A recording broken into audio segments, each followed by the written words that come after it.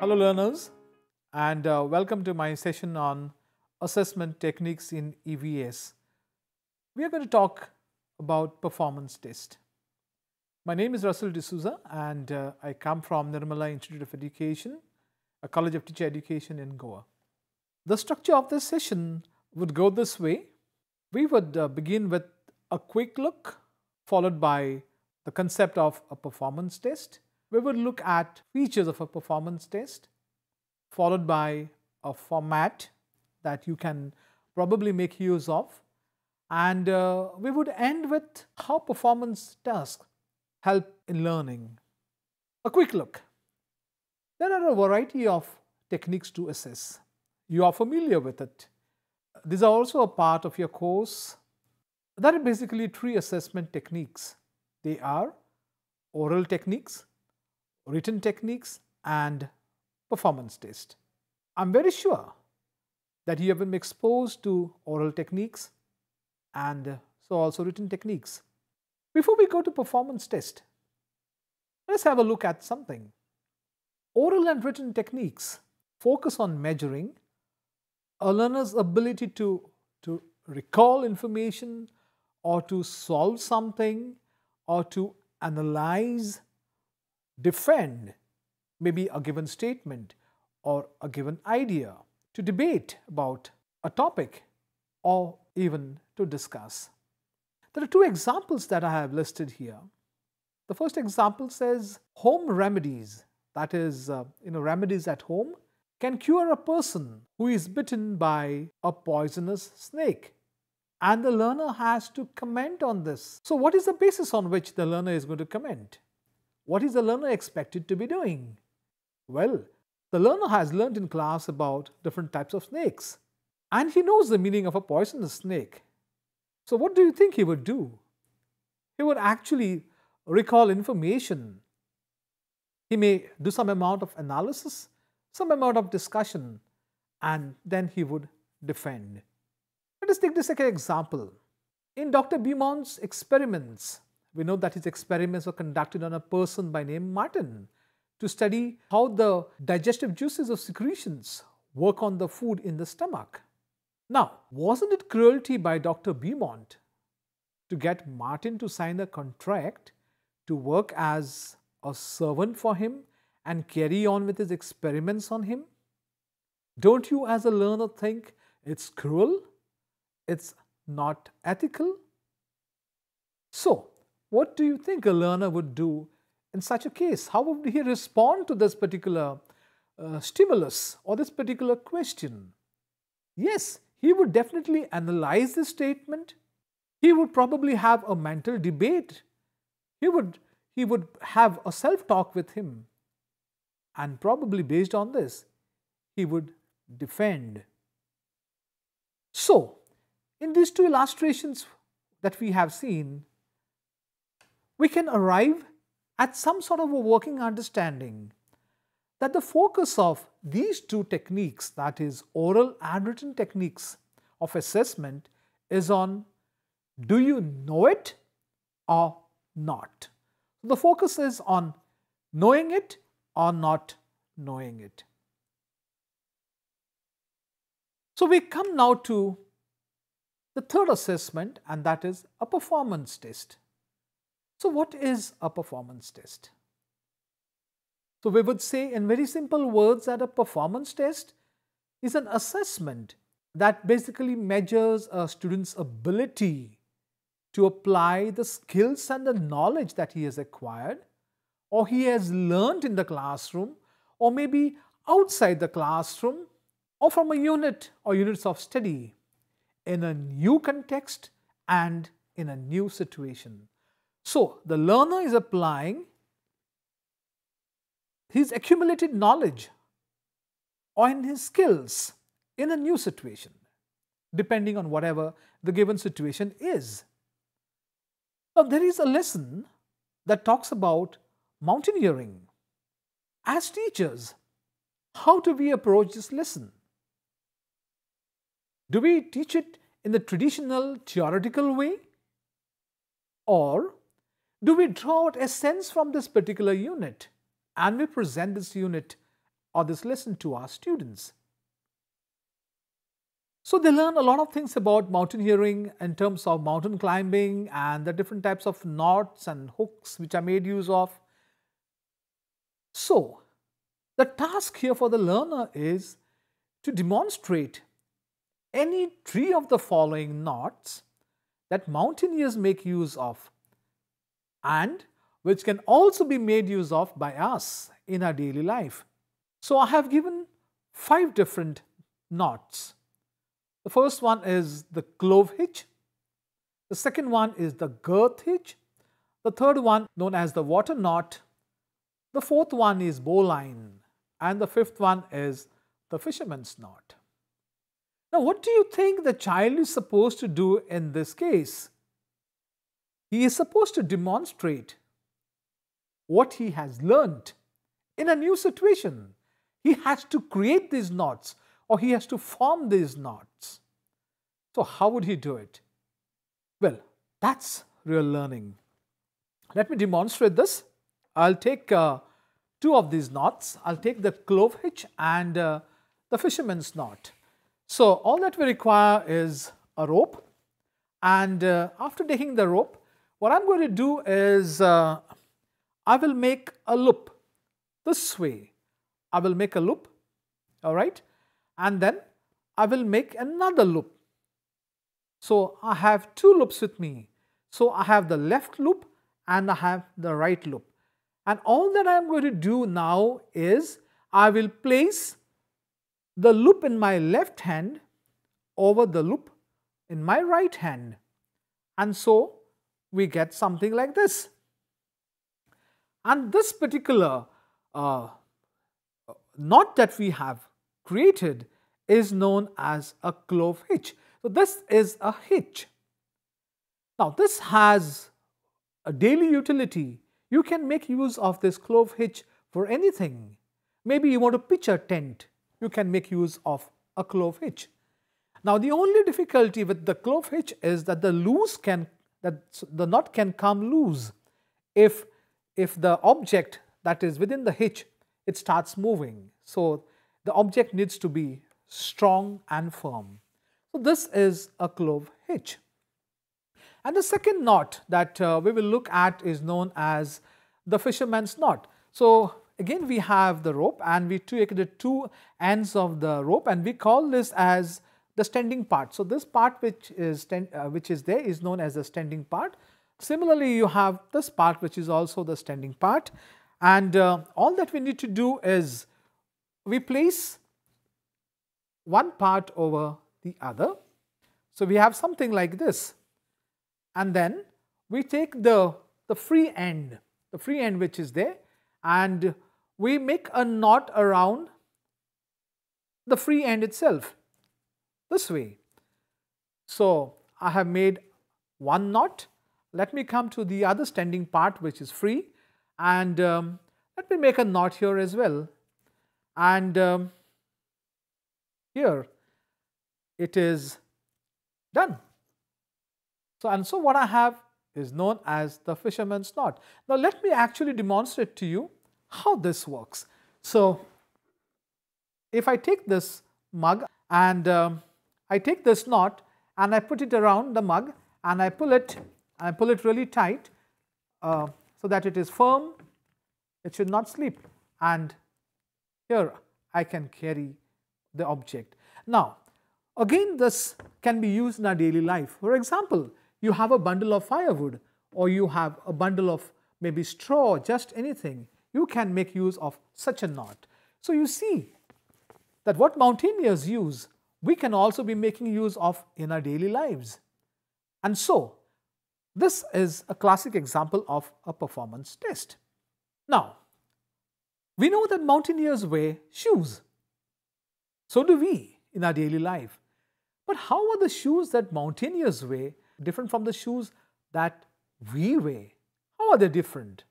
How are the soles of these shoes different? Now, a child, when he or she wears shoes, they have definitely seen the underside of the shoe. They have seen the sole of the shoe. But now, they have to actually draw a diagram to illustrate how the shoe of a mountaineer would look like. Well, when they learn the lesson, they learn that mountaineering is a tough task. And as mountaineers, they cross streams, sometimes with less water, sometimes flooded streams. They walk through slush, they walk through loose mud and loose soil. So what sort of shoes would mountaineers actually make use of? What would be the nature of the soles of their shoes? And so, as per the stimulus, the child would draw. But let me present to you the shoes. So this is a pair of boots that mountaineers would make use of. And let us look very closely at the soles of the shoes. Now, if you look very closely at the soles of the shoes, you will find the soles very tough. They are very rugged. The grooves are deep. And why do you think the grooves are deep? Exactly. They have to sink into the soil or maybe into the slippery part, whatever the nature of the substrate is. So what does this example tell us, therefore? It tells us that a performance test is a form of assessment in which the students are asked to perform real-world tasks. And what I have made use of now by way of the two knots is a real-world task. What I have made use of by way of looking at the shoes of mountaineers is a real-world task. So the child has to demonstrate meaningful application of essential knowledge and skills. So the learner is engaged in doing something for which he or she has to go beyond simple remembering and understanding. In other words, the learner is supposed to be making use of higher cognitive skills like applying, analyzing, evaluating, creating. So when he draws his creating, the learner uses higher cognitive processes in this whole process of the performance task. So, sometimes this performance task is also known as authentic assessment. Now, authentic assessment may be a new term to you. We do not largely make use of this term. But a performance test is known as authentic assessment because it includes a task for students to perform and a rubric by which their performance on the task is measured. So, when I use the word authentic assessment, it gives us something that is known as an honest judgment. It's an honest judgment about the learner's capability or his ability to perform the given task. And you may have heard sometimes people saying that assessment should be authentic. And this authentic assessment is nothing but the ability or the capability of a child to demonstrate that he can apply his accumulated wealth of knowledge and skills in a new situation or on a given task. Now, this is a rubric that I have designed to measure the ability to tie knots.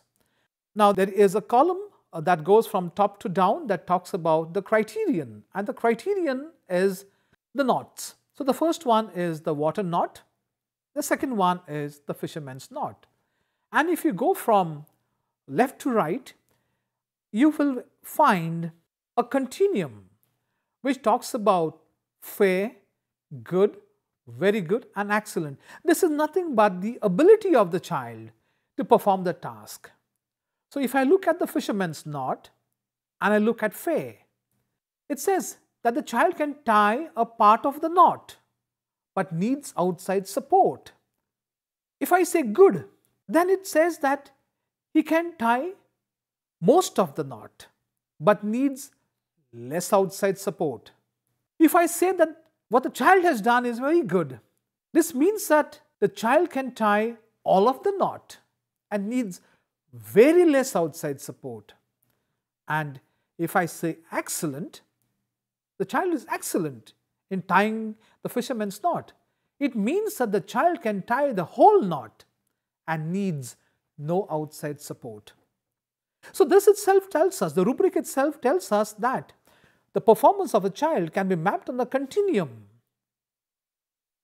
So as teachers, we can design these simple rubrics to assess the performance that a child is displaying.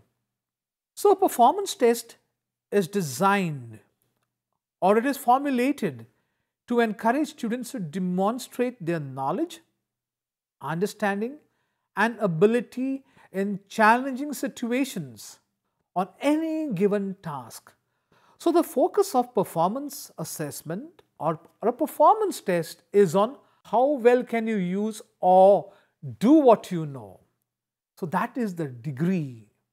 It is not concerned with a recall or a recognition. It's taking you onto a higher level altogether. That is, how well can you do something? How well can you identify different types of seeds based on observable characteristics? So, performance assessment brings about the convergence of the three dimensions of the human personality. That is cognitive, that is concerned with thinking, affective, again which comes from our brain, and performance, that is our ability to make use of our body parts. So it's a convergence of these three attributes, that is the cognitive, affective, and the performance dimension. So what are the features of a performance test? So the student actually performs a task or an activity rather than just chooses or selects responses. So the learner has to demonstrate his ability to do something. And when he does this, it facilitates active learning. That means he is active in what he is doing because he has to demonstrate his ability. He has to demonstrate his capability. Now the task can range in complexity from simple short activities taking only a couple of minutes to a little longer projects that can span over maybe a few hours to a few days. For example, identify the plants in your garden at school that can be used to treat common cold. Today, we'll look at nature, the bounty of nature, to aid in helping us to live better. So what are those plants in the garden that can be used to treat common cold? And how is the preparation to be made? We talk about plants, the different type of plants in EVS. So how do we make use of these plants to better our own life? So we can look at performance task or performance test on a continuum from very simple activities to complex activities. So the task can range in complexity depending on the grade level. For example, a child who's in class 2 would have a different types of a performance task. Similarly, a child in grade 3, grade 4 and grade 5. So the performance task, therefore, can be something simple at one end and can range in complexity. So from simple to complex. So who decides the nature of the task? Is the teacher always? Well, when we talk about the decision on the nature of the task, there are three things that determine it. One is the content, the second one, the students, and the third, the teacher. So the content, the students, and the teacher are responsible to decide the nature of the task. I have a few illustrations to illustrate the meaning of performance task. For example, you have to write a slogan for a blood donation campaign along with a note that justifies the appropriateness of the slogan that you have written for the campaign. A simple slogan could be, if I'm donating my blood, or for that matter, a child in class 4 is donating his blood, probably he may write a slogan which says, one drop of blood for millions. The second illustration is to create drawings or posters or a collage. Today we talk about a digital collage which is created on using programs, computer programs on computers. A digital collage on maintaining personal hygiene. So you draw up a chart or a poster that's based on personal hygiene. So why should I be having bath? Why should I be cutting my nails? Why should I be combing my hair? Why should I be brushing my teeth? So simple things. So children create their own posters. How do I maintain good relationship with others? So what are the different languages that your classmates in your own class speak. It's nice to know about our classmates as well. The social interaction, it builds interrelationships, and at the same time, you try to know something more and something deeper about them. Another task is mark on Google Earth at least 3 important places around your school. Today, you'll be surprised. Learners that our children are tech savvy. They are given a name. They are called digital natives. And so, you'll be surprised the way they handle technology. So, give them technology, take them to Google Earth, and ask them to mark 3 places around their school and determine the aerial distance between these places by using any 2 different measures of measurement. So, measures of distance. So, they could be making use probably of meters, kilometers, and you can also take the finer units, that's centimeters. You can also identify a spot in your community that you feel has changed totally over a period of time. A piece of land that was green, that had so much of tree cover, suddenly perishing. Or you can classify the given seeds based on certain characteristics that you observe. What are the different habits of fish that are in your aquarium in school or at home? Or you can design a roof for your house so as to collect the maximum amount of water that will be fed into the underground water harvesting tanks. Or an adventure trail. If you have a field trip and you have a map and then you mark those spots on the map, that's an adventure trail. It's a classic example of a performance task. So the performance task can be administered on groups or it can be done individually, and it is to be always assessed by the teacher. In the absence of a teacher, it can also be assessed by a knowledgeable expert who understands the concept of a performance task and who also understands how to make use of the designed rubric. So, assessment is to be done by making use of rating scales, a checklist, or a rubric. So, whatever you as a teacher decide to make use of, you can make use of it. Now, a performance test should always have a format. Now, the format would basically comprise title of the task, very elaborately to be specified, the grade, the subject is EVS, what are the learning outcomes, what is the task, a clear description of the task, and the tool that will be used to measure the performance of the learner. Whether it's a rating scale, whether it's a rubric, whatever tool you are using to measure, that has to be clearly defined. Now, how do performance tests help us? It helps children to cut across concepts and apply themselves in new situations. Misconceptions that they have at times, they get clarified. Teachers can also identify the weak spots in a child's learning as a child works on a performance task. It helps a teacher to have a better understanding of the student in terms of the attitude, the concept clarity, the learning style of the student.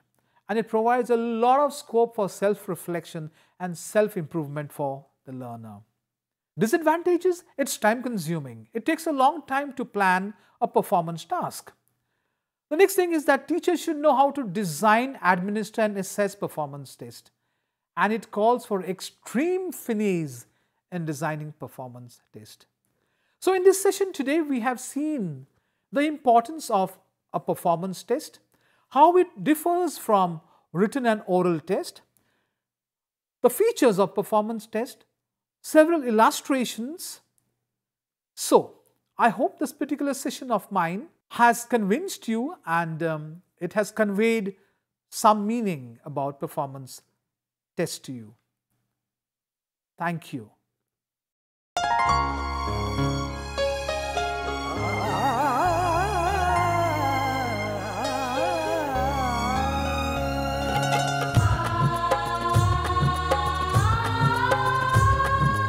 जीवन ये प्रकाशित करने राहों को आलोकित करने हम अपना दीपक स्वयं बने हम अपना रास्ता स्वयं चुने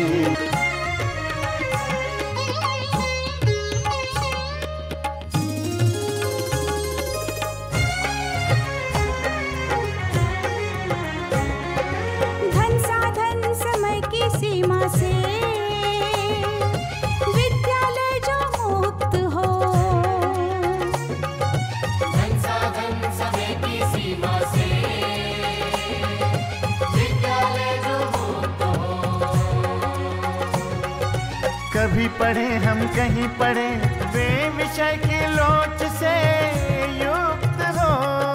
मित्रों हम उठे और जागे, मंजिल आने की ध्वनि सुने, हम अपना दीपक स्वयं बने, हम अपना रास्ता स्वयं चुने, कोई मन चाहा केंद्र चुने, स्वयं बने, हम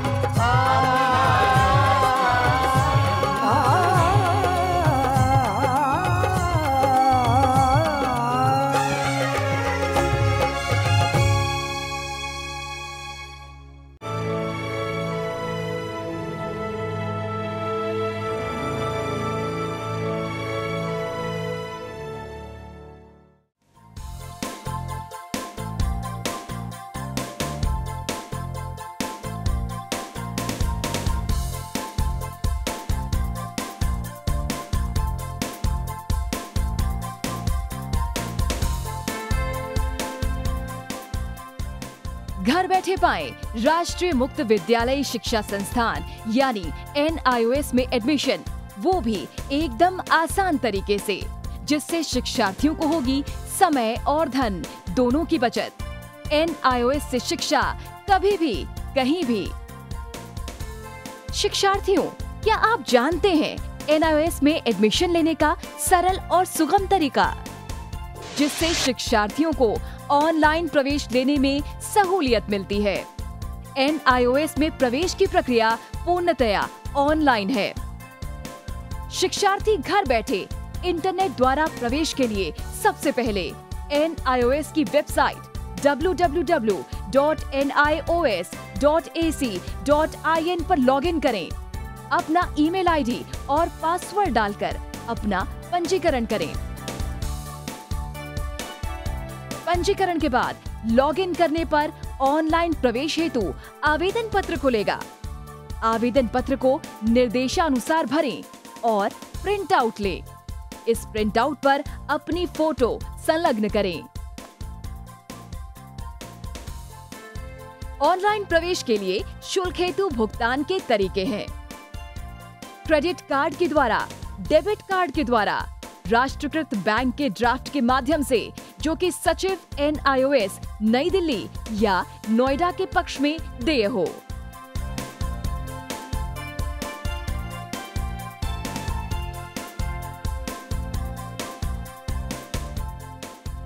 भरे हुए आवेदन पत्र के साथ साथ डिमांड ड्राफ्ट और संलग्न किए जाने वाले दस्तावेज हैं: जन्म रजिस्ट्रार के जिला कार्यालय से जारी जन्म प्रमाण पत्र की सत्यापित प्रति, जिसमें जन्म तिथि अंकित हो, पिछले विद्यालय से प्राप्त विद्यालय छोड़ने का प्रमाण पत्र, जिसमें आवेदक की जन्म तिथि लिखी हो।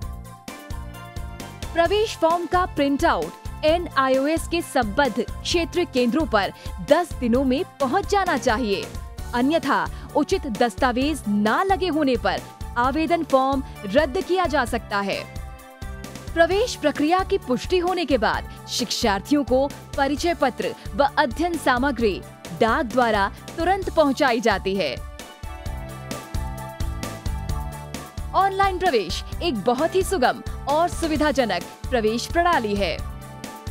Online on time for safe and secure admission.